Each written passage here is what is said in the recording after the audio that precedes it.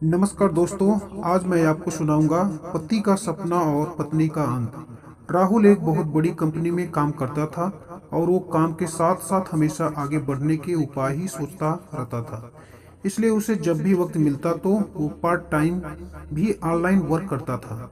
लेकिन अब उसकी शादी की उम्र भी हो चली थी और अब तक भी वो ज़्यादा आगे नहीं बढ़ पाया था। वो हमेशा अपनी तनख्वाह में से आधे से भी ज़्यादा पैसे बैंक में ही जमा करवाता था। मगर फिर भी उसे बहुत आगे बढ़ने की चाहत थी और आगे बढ़ने की चाहत में वो कई बार अपने ऑफिस में लंच टाइम में भी अपना पार्ट टाइम ऑनलाइन वर्क करता था। राहुल को भूखा देख एक लक्ष्मी नाम की सुंदर सी लड़की उसके लिए उसके टेबल पर खाना लेकर आ गई और राहुल से बोली कि राहुल, मैं हमेशा देखती हूँ तुम अक्सर दिन में काम करते हो और भूखे रहते हो।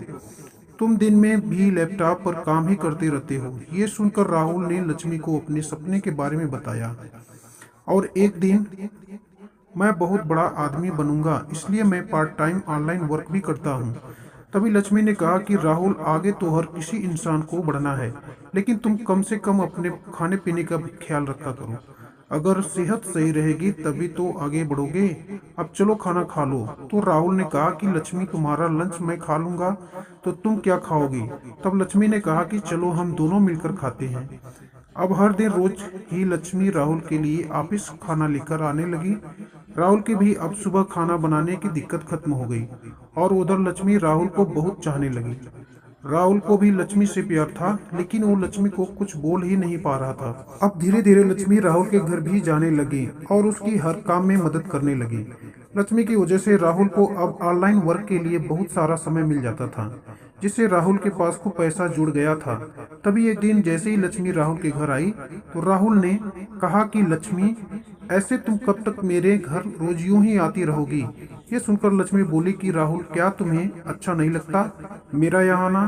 तो राहुल ने कहा नहीं। इस बात पर लक्ष्मी रोने लग गई और वहां से जाने लगी। तभी राहुल ने लक्ष्मी का हाथ पकड़ लिया और कहा कि लक्ष्मी, मेरे कहने का मतलब ये है कि क्या तुम हमेशा के लिए ही मेरे घर में नहीं रह सकती? मैं तुमसे बेहद प्यार करता हूँ। लक्ष्मी, क्या तुम मुझसे शादी करोगी? इस बात पर लक्ष्मी बहुत खुश हो गई और बोली, राहुल, मैं भी तुमसे बेहद प्यार करती हूँ। ये कहकर लक्ष्मी राहुल की बाहों में लिपट गई और कुछ ही दिनों में उनकी धूमधाम से शादी हो गई। अब राहुल और लक्ष्मी खुशी खुशी एक साथ रहने लगे और दोनों ही जॉब भी करते थे। अब लक्ष्मी भी अपने कमाए हुई तनख्वाह राहुल को देने लगी ताकि राहुल का सपना पूरा हो और वो एक अमीर आदमी बन सके। अब राहुल के बैंक में खूब पैसे जुड़ गए। इस बात से वो बहुत खुश था और लक्ष्मी भी उसे खुश देखकर बहुत ही खुश रहती थी। समय बीतता बीतता गया। तभी एक दिन थोड़ी तबीयत खराब हो गई और उसे सांस लेने में दिक्कत हो गई। तो राहुल उसे हॉस्पिटल ले जाने की बजाय उसे अकेले ही हॉस्पिटल जाने को कह दिया और बोला, डार्लिंग, मुझे बहुत काम है।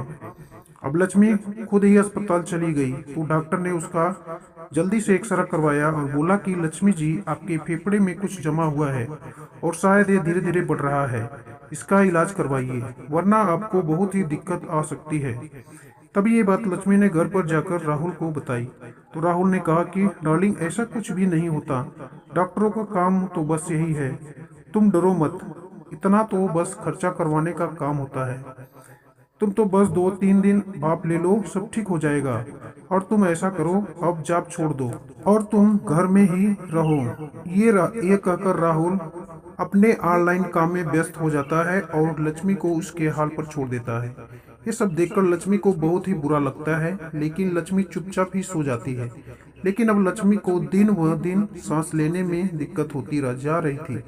मगर राहुल के पैसे खर्च न हो जाए, इस वजह से उसका सही ढंग से इलाज नहीं करवा। अब कई महीने बीत गए। तभी एक दिन लक्ष्मी की तबीयत बहुत ज्यादा ही खराब हो गई।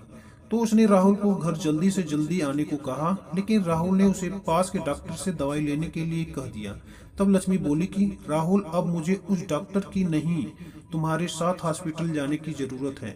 और राहुल, मुझे अब सांस लेने में बहुत दिक्कत हो रही है, तुम बस जल्दी आ जाओ। तो राहुल कहा कि लक्ष्मी, तुम ऐसा करो, घर में ही गर्म पानी करके थोड़ी भाप ले लो, बस निकल रहा हूँ। ये कहकर राहुल थोड़ा अपना काम करने लगा।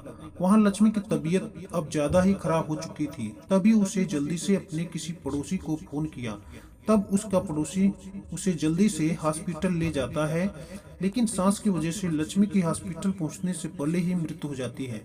तो जैसे ही राहुल हॉस्पिटल पहुंचता है, उसने देखा कि उसकी प्यारी लक्ष्मी मर चुकी थी। अब राहुल के आंसू रुकने का नाम ही नहीं ले रहे थे। वो तो आगे बढ़ने की चाहत में आज अपनी पत्नी को ही खो चुका था, और उसके मरने के बाद ही उसे उसकी कीमत का पता चला। उसके जीवन में क्या कीमत होती है। अब राहुल के पास पैसा तो खूब था, लेकिन उन पैसों को जोड़ने के ही लालच में वो अपने जीवन साथी लक्ष्मी को खो चुका था।